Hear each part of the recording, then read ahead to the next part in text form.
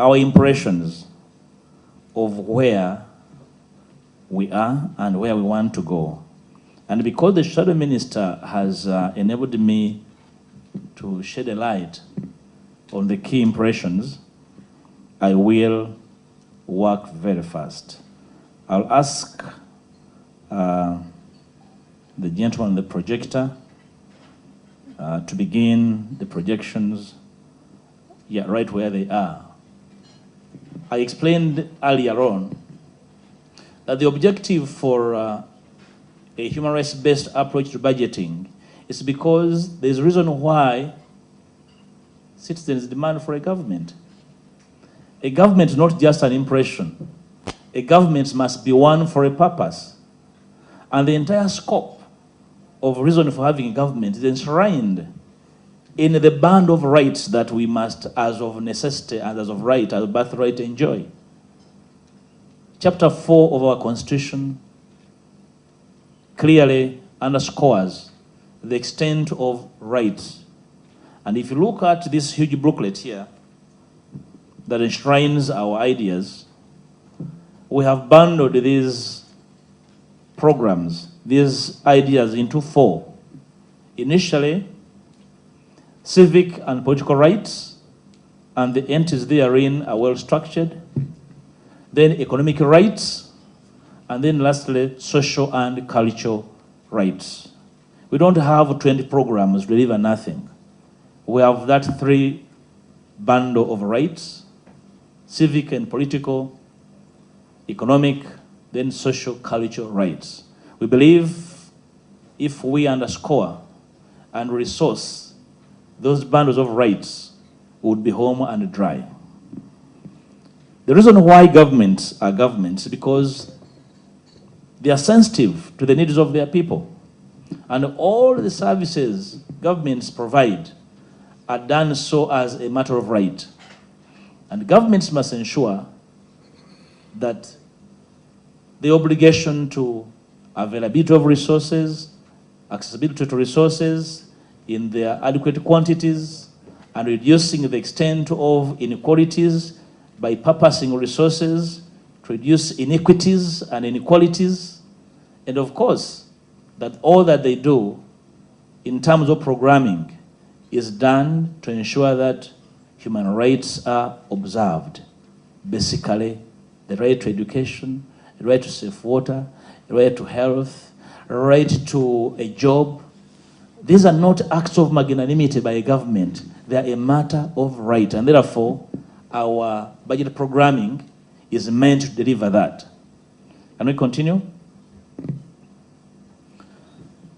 So in doing this, like the Shadow Minister for Finance observed, the government must be transparent. The government must enhance participation of citizenry. The government must be accountable and must not discriminate. Have you had government ministers telling citizens that you voted wrongly, you not benefit from government services? And they continue to claim to be a government? That must be a kobo, not a government. Continue. So we believe that once you observe these rights and you know that citizens make us leaders to observe those rights, then you are able to deliver. Let me give in the next 5 minutes where we are in terms of economic outlook. The first is about inflation and domestic prices. We know for a fact that inflation in Uganda is double-digit for the last more than 2 years. And the double-digit inflation is partly because we are unable to fathom how to deal with it. This room bears a number of economists. And one of the shocks in Uganda is that the government is trying to deal with the inflation, but they have never informed the country which type of inflation they are dealing with. We contend that the country is facing structural inflation. And if you are facing structural inflation, you do not invoke the kind of policies the government invoked to deal with it, namely a contractionally monetary policy that is reducing money in circulation, but two, an expansionary fiscal policy, meaning collecting more money from the public. The people are broke. The kind of inflation we are facing is not because there's a lot of money in people's hands chasing too few goods. Basic economics.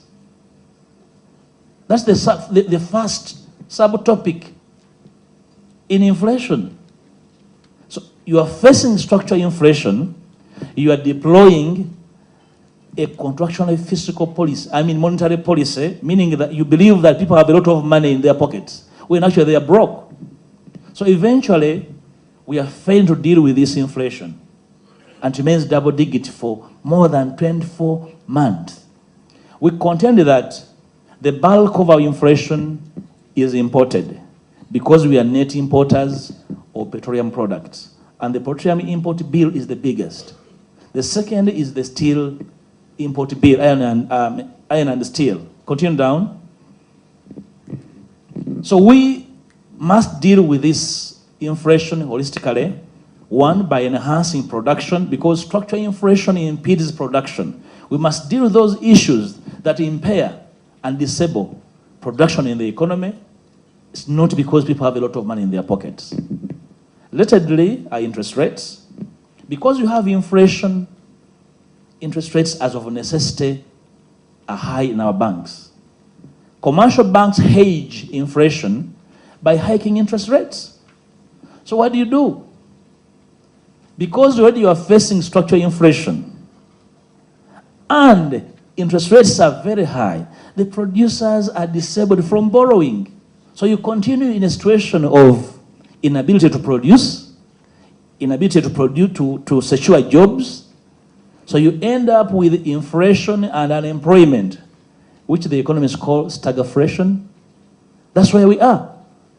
So in every bank, commercial banks will look at the rate of inflation and they'll determine the rate charged on loans. So in a very dire economic situation, continue down.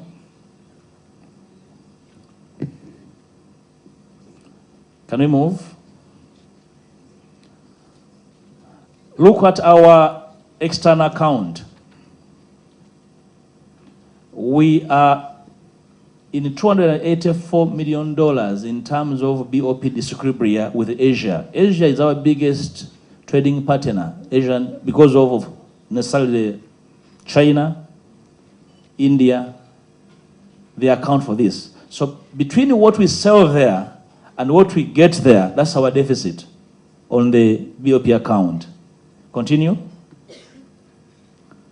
The Middle East, $106 million. Between what we sell and what we get, that's the deficit. And of course, the rest of the world. Continue down first. So, what is it that is strange with our BOP account? Now, when you are facing a BOP disequilibrium, you don't need a PhD in economics to know that you must distinguish between short-term problems that require reforms, adjustment, just tweaking a few things. You are unable to export. What do? Tweak a few things on your BOP account and you export more. If you are facing long-term disequilibrium, make reforms. So we neither have reforms nor adjustments. So the BOP account over the next 12 months is going to remain in that bleak picture. We have a problem in Kenya. Over the last 2 days in Parliament, the government has been struggling to explain how to approach it. We are asking them, so if Kenya boils up, what is the remedy for Uganda? They are saying they're in charge, as if they're in charge of Uganda and Kenya. Now, if you have a crisis, our external reserves can only hold us for 3.6 months. A basic economy requires at least 6 months of import capacity in a crisis. We can only survive for 3.5 months in our situation. That's our economy. Scroll down. So we I've talked about that. Continue down. The major causes of the BOP account is scribblia. And our solution going forward, if we're government, of course, we have a lot of resources, abused resources. One of them is iron ore that we have in southwestern Uganda. I know the government banned the export of raw iron ore. But I'm also aware that some people, some super Ugandans are exporting slowly the raw material. The iron ore in southwestern Uganda is capable of sustaining not only East Africa, but the rest of East and Central Africa without importing from China. You'd have curtailed and cut off the import bill of iron ore, steel, and aluminum products by exploiting the iron ore in Western Uganda. There's so much money we have spent trying to exploit oil. If we had put that into that industry, it would be miles ahead. I don't think our planners here have gone to sleep. I am aware somebody from NPA is here. I'm also aware that people at NPA are doing their best. But in economics, we talk about planning without plans, and a plan is without planning. I don't know which of these two these people are implementing. Continue. We also believe, of course, most of you probably in a while you interact with the dollar. That is the extent of our exchange rates. And the reason is very simple. If you're a net importer, you're not exporting, that's what is bound to happen with the exchange rate. Secondly, you have a lot of hemorrhage in terms of capital freight. You're losing a lot of dollars through capital flight. That's where you are in terms of exchange rate. So you are not competitive in terms of exports. So eventually, over the last 12 months, the shilling has been battered by 3.1% and is still depreciating. Continue. The fiscal deficit. I thought the shadow minister was talking about the fiscal deficit, but didn't talk about it. But the difference between what you locally mobilize and what you intend to use locally. We are talking about local revenue mobilization. Our fiscal deficit is at 5.4%.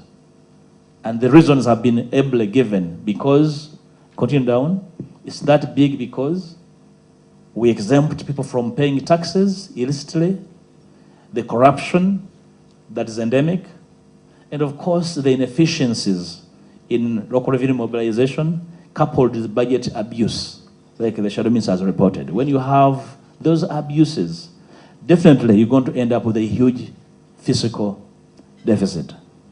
That's where we are. Continue down, and our solutions for this. Can you go to the solutions for the fiscal deficit?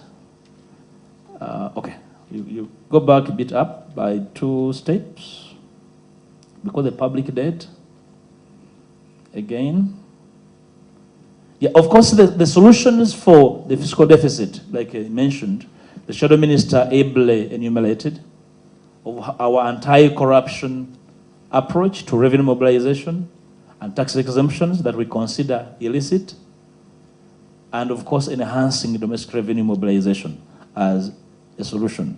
Budget abuse in this country, if you're a member of parliament and you have not figured out how the budget is abused, then you're in a wrong place.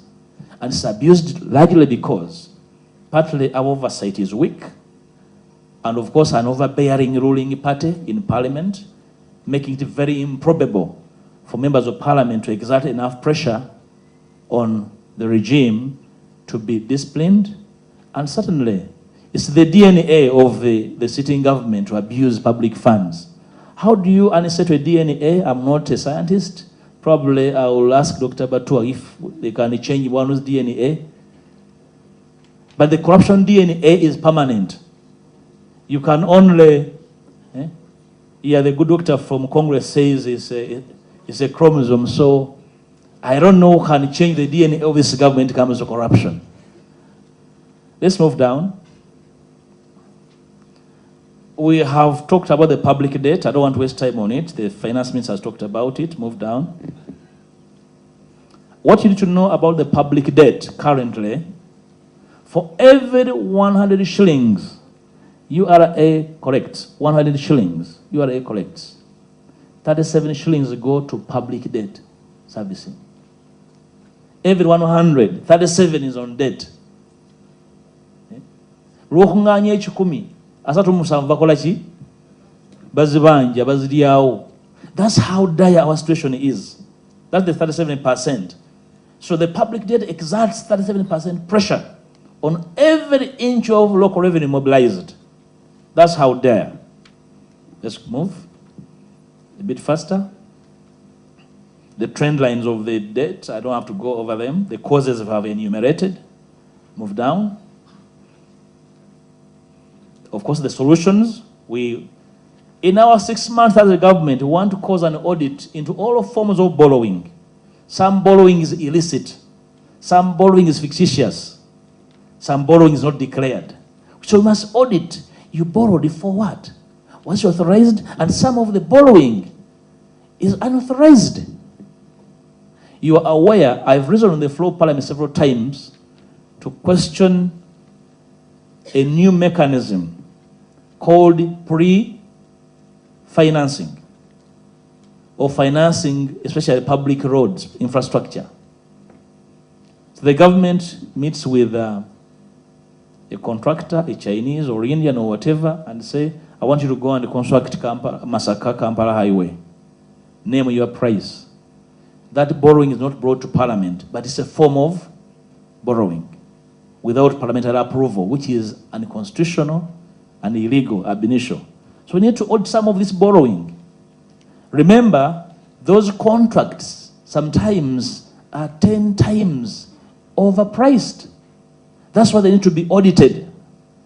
And I want to encourage my sister, the IGG, to interest yourself in a pre-financing contracts. Compare them with other forms of contracts to get to understand how this taxpayer is being fleeced in this country. Pre-financing contracts. Of course, the finance minister has talked about rolling back on domestic borrowing, which is a huge problem that clouds out domestic investments.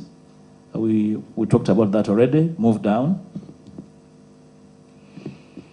The banking sector, in that booklet is well enumerated, it's foreign dominated.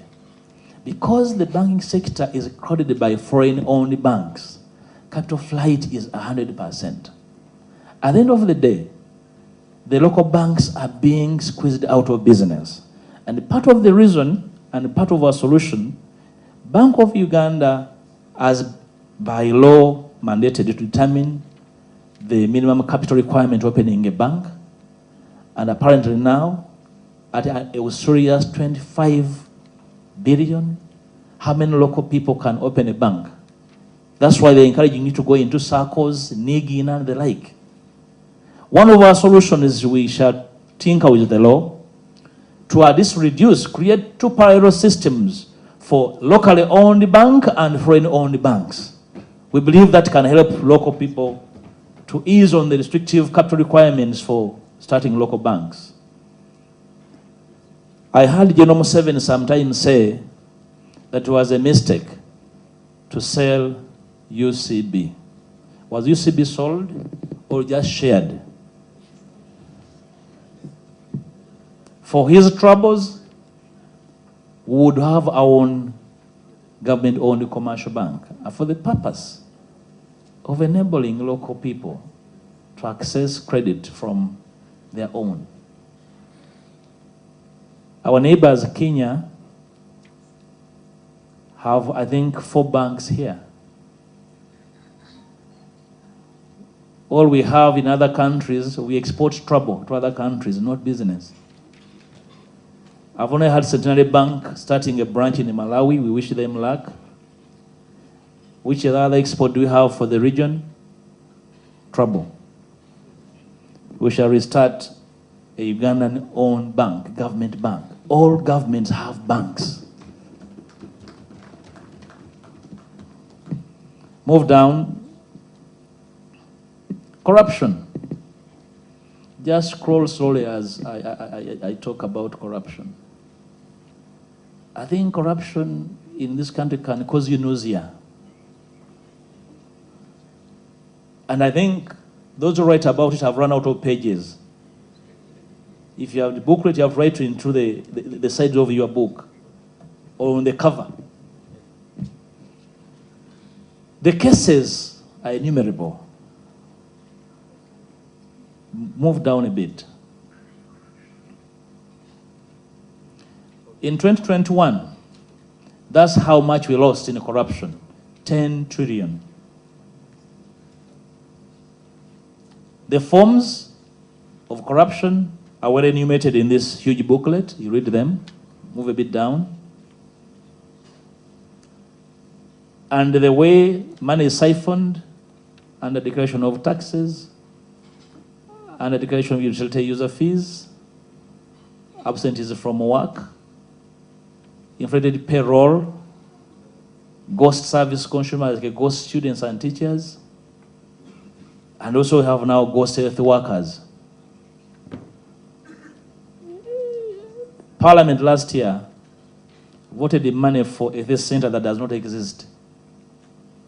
Remember, just imagine a health center given the money and does not exist. So corruption has now gotten new faces.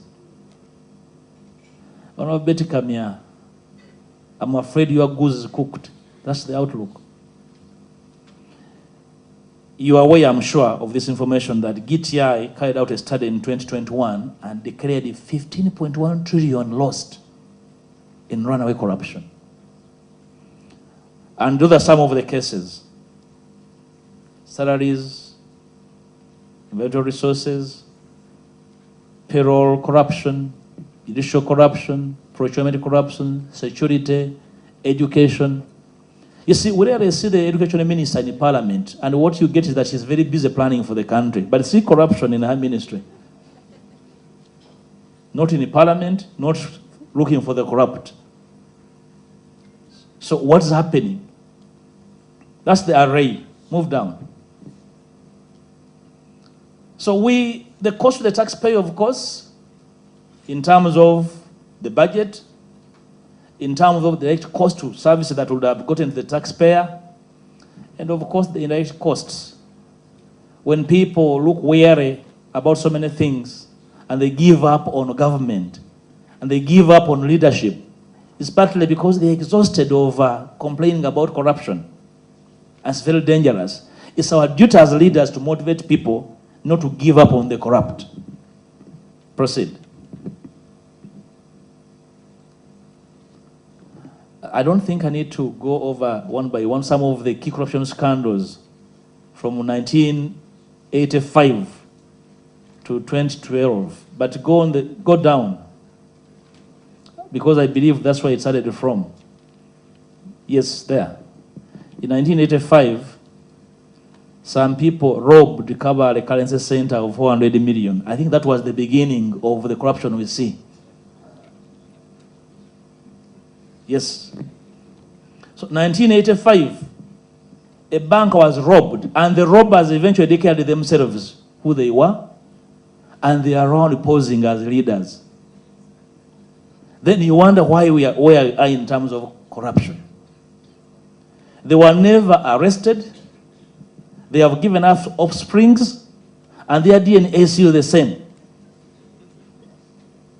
The DNA of 1985 is what we are carrying through in terms of corruption. So arrest those thieves, they will do away with the corruption in this country. Continue down. Of course, the solutions, Honorable Betty Kamya, share with us. We shall cause a national reparation commission. And this commission, it will be a kind of amnesty. You have been named in 1,000 corruption scandals. Please report to this office and return to the taxpayer. We have given you 6 months to return. The corrupt they are named and known. Auditor General's reports, Agigi's reports. We shall give them amnesty. Just like we have amnesty commission for rebels and other people. So amnesty for the corrupt for 6 months. Come and return to the taxpayer, or you get prosecuted. Secondly, e-government. Resident eminently in procurement. People in local government and other places know how procurement is a permanent resident of the corrupt. So when you start e-government, it's a big solution. It's more transparent. It's one way. But when you go down to scrutinize our sector of ICT, ICT is expensive and inaccessible. So you must move the two for you to be able to deal with corruption using e-government. Of course, we like the mandatory lifestyle audit, over which the Honorable Betty Kami was stopped in her tracks. I hope you are pursuing it. Don't give up, please. On that lifestyle audit. One of my friends did ask me and tell me that, you know, I think our children one day will ask us where we are when people are building arcades in Kampala and other places. Because we have nothing. Katutetegamye mwemperezo eno tupeeku ne bye tukutuusaako.